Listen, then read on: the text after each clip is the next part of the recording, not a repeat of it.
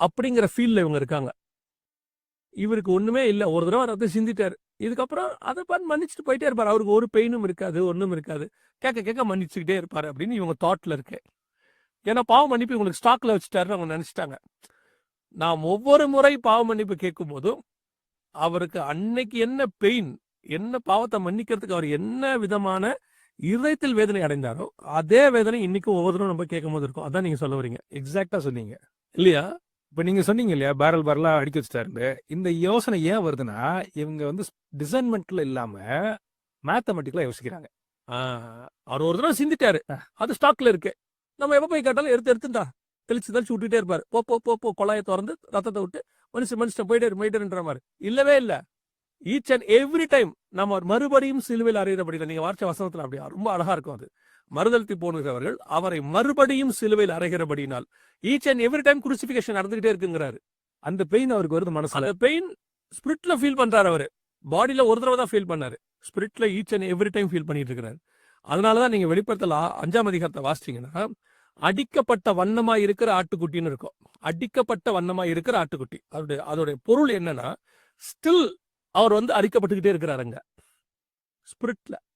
நீங்க 2000 வருஷத்துக்கு முன்னாடி இயேசு அடிச்சா ஹீல் ஆயிருக்கணும்ல, அடிச்ச தழும்பு தானே இருக்கணும். தழும்புகளால் உள்ள ஆட்டுக்குட்டின்னு தானே சொல்லணும். அந்த இடத்துல சொல்லும் போது இயேசுமே என்ன சொல்றாரு, என் தழும்புகளால் நீங்கள் குணமானீர்கள் தானே சொல்றாரு. ஆனா ஹெவன்ல நீங்க பார்க்கும்போது இயேசு வரும்போது எப்படி இருக்குதான், அடிக்கப்பட்ட வண்ணமா இருக்கிற ஆட்டுக்குட்டி. அப்படின்னா என்ன அர்த்தம்னா, ஸ்டில் அவருக்கு என்ன இருக்கு, அந்த அடிக்கப்படுதலுடையதான அந்த அந்த காரியம் அங்க காணப்படுது. திருப்பி இவங்க உடனே இருப்பாங்க, அப்போ அவங்க சிலுவையில் அரைஞ்சிக்கிட்டே இருக்காங்க இயேசுவ. இல்ல இல்ல, அவருக்கு அந்த பெயின் வந்துட்டு. சிலர் சொல்லுவாங்கல்ல, அவன் ஒரு தடவை பேசிட்டு போயிட்டாங்க, ஆனா அவன் சொன்னதை நினைக்கும் போதெல்லாம் எனக்கு நெஞ்சு வலிக்குதும்பாங்க.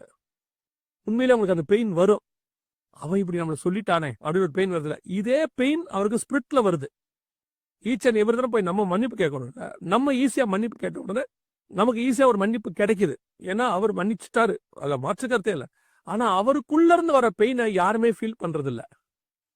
இவங்க எல்லாருமே என்ன நினைக்கிறாங்கன்னா, ஸ்விக்கிலையும் ஜொமேட்டோலையும் ஆர்டர் போட்டாச்சு பாவ மன்னிப்பை, அது கேட்டவொன்னே வந்து கிடைச்சிருது.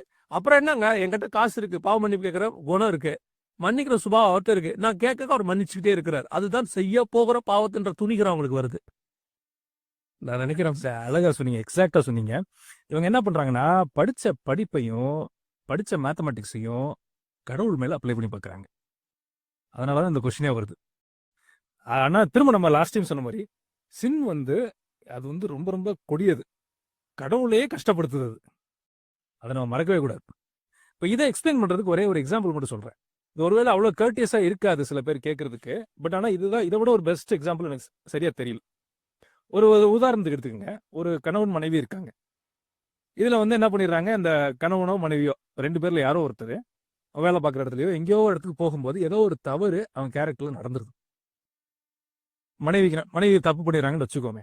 அப்போ உடனே இவங்க வந்து இந்த பெண்ணியல் பேசுறவங்க வந்து தப்பு பண்றவரே வச்சுப்போம், ரெண்டுமே வச்சுக்கலாம்.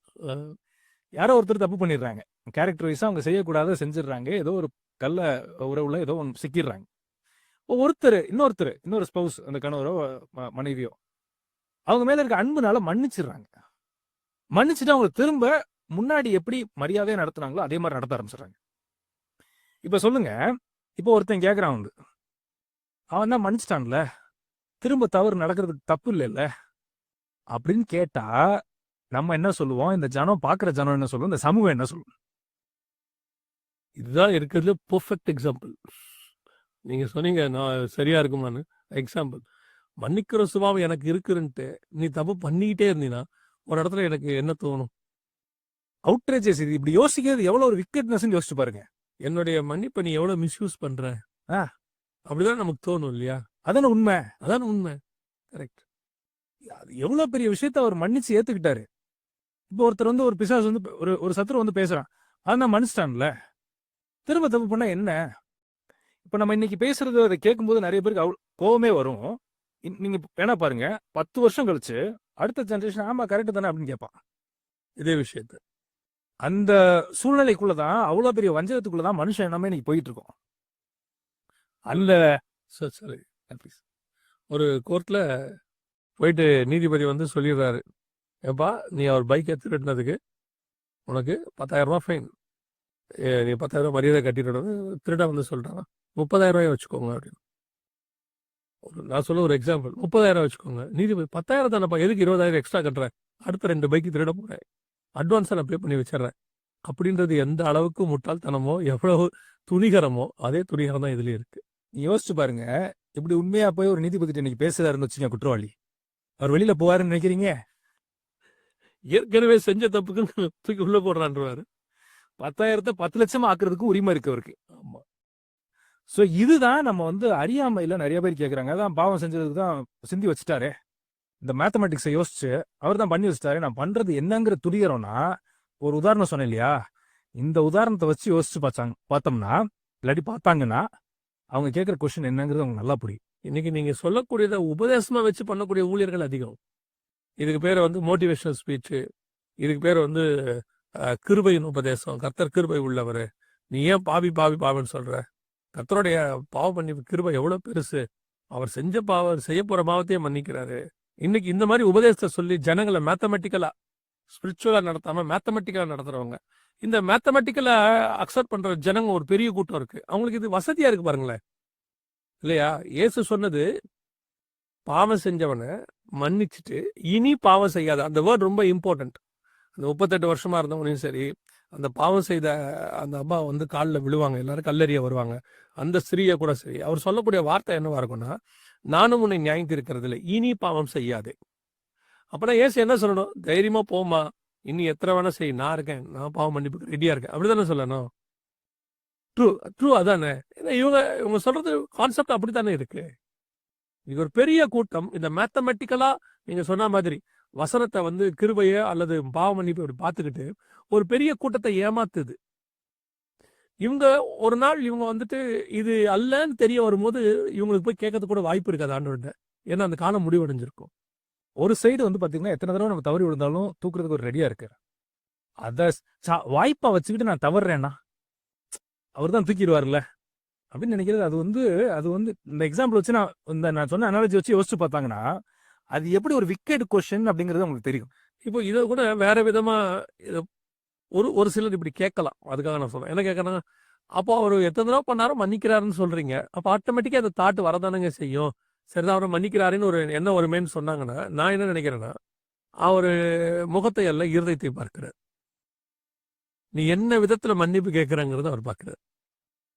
அவர் வந்துட்டு இவன் கேட்கும் போது உண்மையை கேட்கறானா, இல்ல ஆண்டவரே இந்த தடவை மன்னிச்சிருங்க, மனசுக்குள்ள இன்னும் 2 ட்ரிப் இருக்கு ஆண்டவரே, நான் நாளைக்கு திருப்பி வருவேன் மனசுல வச்சுக்கிட்டு, ஆண்டவரே ஜட்ஜி ஏமாந்துருவார், உலகத்துல இருக்க ஜட்ஜி ஏமாந்துருவாரு இவர். அதனாலதான் இருதயத்தை பார்த்து நியாயம் இருக்கிறவர் இவரு.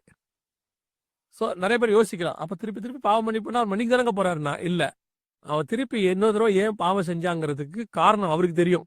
அவன் முயற்சி பண்ணா, அவன் பாவம் செய்யக்கூடாதுன்னு எவ்வளோ ட்ரை பண்ணா, அதுல விழுந்துட்டான். ஸோ அவனை திருப்பி நான் காப்பாத்துறேன். ஆனா இவன் துணிகரமா செஞ்சவன் பாவ மன்னிப்பு இருக்குன்ட்டு போய் தைரியமா செய்யறவன் இவனை காப்பாற்ற மாட்டேன் பாரு. நீங்க சொல்ற பாயிண்ட்ல ஒரு பாயிண்ட் ஆட் பண்ண விரும்புறேன். ஒருத்தர் அடிக்ட் ஆயிருப்பார். இப்போ ஃபார் எக்ஸாம்பிள் ஆல்கஹாலுக்கு ஒருத்தர் அடிக்ட் ஆயிருப்பார், செய்யக்கூடாத செய்யறதுக்கு அடிக்ட் ஆயிருப்பார், பார்க்கக்கூடாத பார்க்கறதுக்கு அடிக்ட் ஆயிருப்பார். அவன் வந்து வெளியில வர்றதுக்கு போராடி உயிரை கொடுத்து போராடுவாங்க, ஆனா வர முடியாது. இந்த சூழ்நிலையில கிருபையால உதவி செய்வாரான்னு கேட்டா 200% செய்வார். அவங்க முயற்சி செஞ்சு ஆண்டவருடைய உதவியை கேட்கும் பட்சத்தில் 150% 200% அவனை வெளியில கொண்டதுக்கு உதவி செய்வார். ஆனா நான் ஏன் வெளியில வரணும்னு ஒருத்தன் கேட்பான் பாருங்க, அவன் பாடு கொஞ்சம் கஷ்டம் தான். நீங்க இந்த வந்து இது மீடியாவா இருக்கு, ஓப்பனா இருக்கு, அதை பத்தி எனக்கு கவலைப்படல, நான் உண்மையை சொல்றேன். இந்த விஷயம் மட்டும் இல்லாவிட்டால் நான்லாம் இன்னைக்கு ஊழியக்காரனா மாறி இருக்கவே முடியாது. நான் 18 வயசுல இயேசுவை ஏத்துக்கிட்டேன். காலேஜ் ஃபர்ஸ்ட் இயர் படிக்கும்போது இயேசுவை ஏத்துக்கிட்டேன். எல்லாருக்கும் உள்ள பலகீனம் எனக்கும் உண்டு. நான் வந்து ஊழியத்துக்கு வந்தது 29 வயசுல தான், ஊழியத்துக்கு 30 வயசுல ஊழியத்துக்கு வந்தேன். இந்த 11 ஆண்டு காலம் நான் எங்க எத்தனை தடவை எவ்வளவு விஷயங்களை விழுந்திருக்கேன் எழுந்திருச்சுக்கேன்றது எனக்கும் தேவனுக்கு மட்டும்தான் தெரியும். என்னை மட்டும் அவர் திருப்பி தூக்காம இருந்திருந்தாருன்னா இந்த இடத்துக்கு நான் வந்திருக்கவே மாட்டேன்.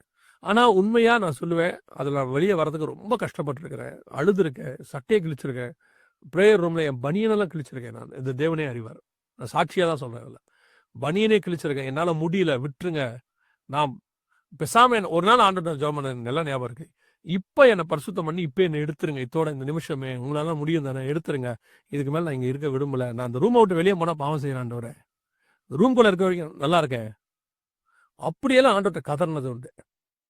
ஆனா என்ன இல்ல உன்னால முடியுமா, உன்னால முடியுமா, நான் இருக்கேன் வா, நான் இருக்கேன் வா. தகப்பன் தன் பிள்ளை, நான் அதனால தான் அந்த வசனத்தை அடிக்கடி சொல்லுவேன். நான் அது வந்து என் இருதயத்துல வந்து ஃபீல் பண்ணி சொல்றது.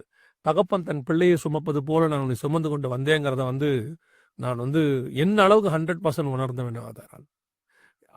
தேவனுடைய அந்த அந்த அநாதி கிருபையும் அன்பும் அளவிட முடியாதது. ஆனா அதை மிஸ்யூஸ் பண்றதுக்கு அவர் ஒரு நாள் அனுமதி கொடுக்கறது இல்ல.